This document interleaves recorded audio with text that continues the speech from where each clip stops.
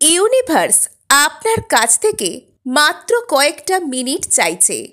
আজকে ব্রহ্মাণ্ড আপনাকে সাবধান করতে চাইছে। যদি এই বার্তা কোনোভাবে আপনার সামনে এসে থাকে তবে তা মনোযোগ দিয়ে শুনবেন, কেননা বিগত কয়েকদিন ধরে আমরা বেশ কিছু হেভি মহাজাগতিক এনার্জির মধ্যে দিয়ে চলেছি এবং আমরা বেশ কিছু গুরুত্বপূর্ণ গ্রহের গোচরকেও পেয়েছি।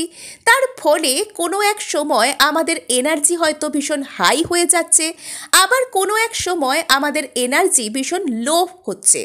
অর্থাৎ আমরা নিজেদের মধ্যেই বিভিন্ন রকমের আবেগের ওঠা এবং পড়াকে দেখতে পাচ্ছি। যদি আপনিও নিজের মধ্যে এটাকে লক্ষ্য করছেন, যদি আপনিও হঠাৎ করেই কারোর প্রতি খুব রেগে যাচ্ছেন, হঠাৎ করে নিজের জীবন নিয়ে খুব আশাবাদী, আবার পর মুহূর্তেই আপনি নিরাশায় ডুবে যাচ্ছেন, আপনার এই মনে হচ্ছে সব কিছু খুব ভালো, আপনার কাছে খুব ভালো কিছু আসছে, তার পর মুহূর্তেই মনে হচ্ছে যে কোনো কিছুই আপনার হাতের মধ্যে নয়, তো আজকের এই বার্তাটা আপনার জন্য ভীষণ গুরুত্বপূর্ণ হতে চলেছে। আপনি হয়তো ভীষণ হাই ভাইব্রেশনে থাকছেন এবং তখন সাময়িকভাবে ভালো কিছুকে নিজের দিকে অ্যাট্রাক্ট করে নিচ্ছেন, আবার পর মুহূর্তেই সেটা আপনার হাত থেকে চলে যাচ্ছে এবং আপনি সেটাকে মেন্টালি চেজ করতে গিয়ে নিজের বেশ কিছু যে খারাপ অবস্থার দিকে আপনি চলে যাচ্ছেন। অর্থাৎ আপনি পজিটিভ আর নেগেটিভকে সমানভাবে অ্যাট্রাক্ট করছেন টাইম টু টাইম। কিন্তু এই সময়টা এতই গুরুত্বপূর্ণ এখন থেকে অন্তত আগামী 15 দিন পর্যন্ত, যে আপনার উপর নেগেটিভ এনার্জি ভারী হতে পারে।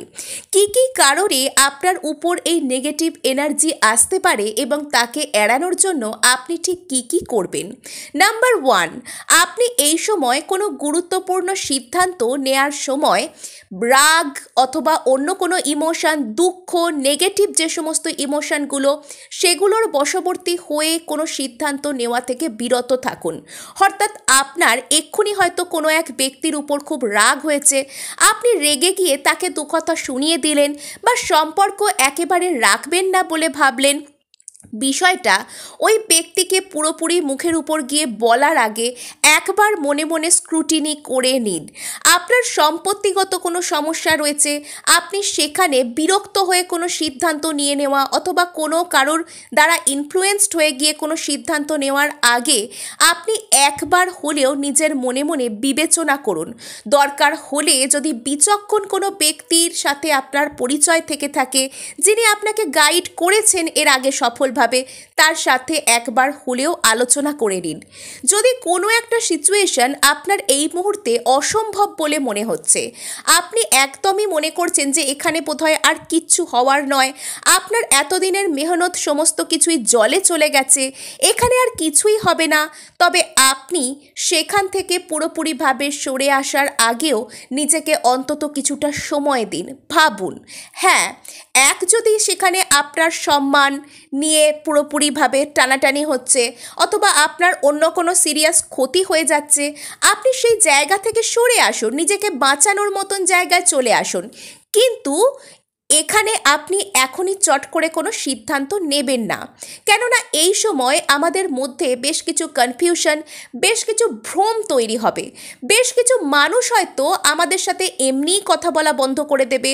বেশ কিছু মানুষের প্রতি, যাদের প্রতি এর আগে আমাদের সেরকম এনার্জি ছিল না, আমরা হয়তো যাকে পজিটিভভাবেই নিজের জীবনে আকর্ষণ করছিলাম, তার প্রতি আমাদের এমন কোনো এনার্জি এসে যাবে যার ফলে সেই ব্যক্তি নিজে থেকেই আমাদের থেকে দূরে যেতে শুরু করবেন। এতদিন আমরা স্বাভাবিকভাবে যে সমস্ত সিচুয়েশনকে অ্যাট্রাক্ট করছিলাম, হঠাৎ করে আমরা সেটার প্রতি এতটাই ডেসপারেট হয়ে যাব, হঠাৎ করে আমরা সেটার প্রতি এতটাই মরিয়া হয়ে উঠব নিজেরাই, যে সেই জিনিসটা হয়তো আমাদের অধরা বলে মনে হবে। সেখান থেকে আমাদের মধ্যে একটা ইলিউশন, একটা ভ্রম তৈরি হতে পারে। তো এই সময় সব থেকে ভালো রেমেডি হচ্ছে আপনারা যদি মেডিটেট করেন। মেডিটেট করা এমন কিছু কঠিন কাজ নয়, আমার নিজের চ্যানেলেও বেশ কিছু গাইডেড মেডিটেশন রয়েছে, আপনারা নিজেরাই হো ও পোনো পোনো করতে পারেন। I am sorry, please forgive me, thank you and I love you, এটাকে আপনারা 108 বার বলতে পারেন মনে মনে।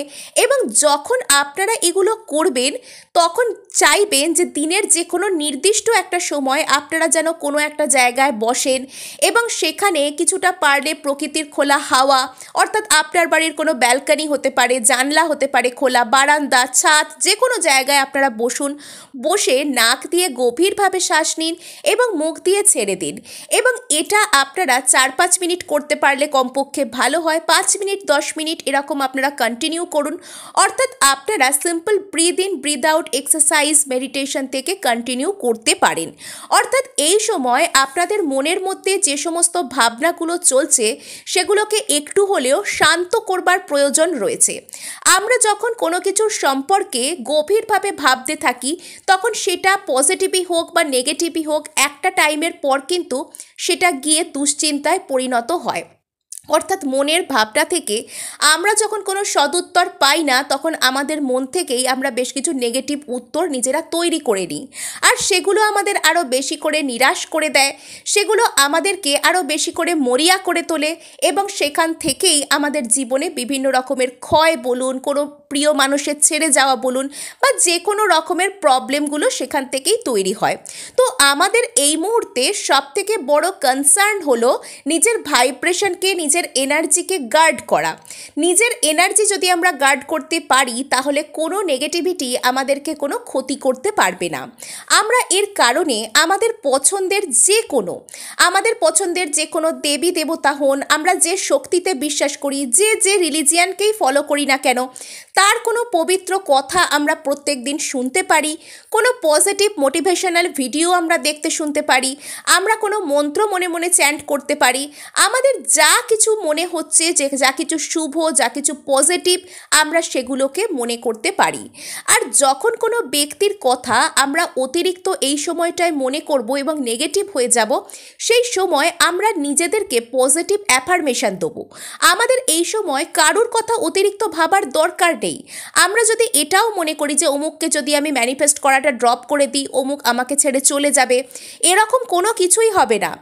আপনার যদি নিজের এনার্জি এই সময় ঠিকঠাক না থাকে আর আপনি জোর করে কাউকে ভাইব্রেশন পাঠাচ্ছেন কোনো, তো সেটা যতটা খারাপভাবে কাজ করবে। আপনি যদি না করেন, আপনি যদি এই সময় নিজের এনার্জিকে গার্ড করেন, নিজের ভাইব্রেশনকে হাই রাখার উপর কাজ করেন, শুধু নিজের কথাটুকুই ভাবেন, সেটাও কিন্তু আপনাকে অনেক অনেক বেনিফিট দেবে।